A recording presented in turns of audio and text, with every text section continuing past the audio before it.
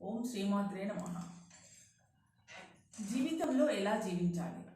మన క్షేమాన్ని కోరేవారు వీధి దీపాలు లాంటి వారు. గమ్యాన్ని దగ్గర చేయలేకపోయినా దాన్ని చేరే బాటని కాంతిమయం చేస్తూ మనకు సహాయపడతారు. అయితే నీవు అందరితో కలిసిమెలిసి ఉండు, అందరిలాగే అందరితో నవ్వుతూ ఉండు. అంతేకాని అందరూ అయిన వాళ్ళు అనుకోకు, అందరూ నా వాళ్ళు అని మురిసిపోకు. ఈ సమాజంలో చాలామంది నటనతో కూడిన ప్రేమను చూపిస్తారు. అది విషం కంటే ఎక్కువ ప్రమాదకరమని తెలుసుకో. ఈ జీవితం చాలా చిన్నది. ఎంతకాలం ఉంటామో ఎప్పుడు పోతామో ఎవరికీ తెలియదు.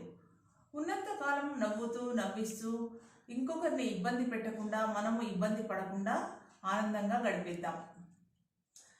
కాలానికి మనం ఇచ్చే విలువ వలన కాలం మన విలువలు పెంచుతుంది. డబ్బుకు మనం ఇచ్చే విలువ దుబారా కాకుండా, పిసినార్తనం కాకుండా సక్రమంగా వినియోగించడం వలన ఆ డబ్బే ఆపదలో మనను ఆదుకుంటుంది.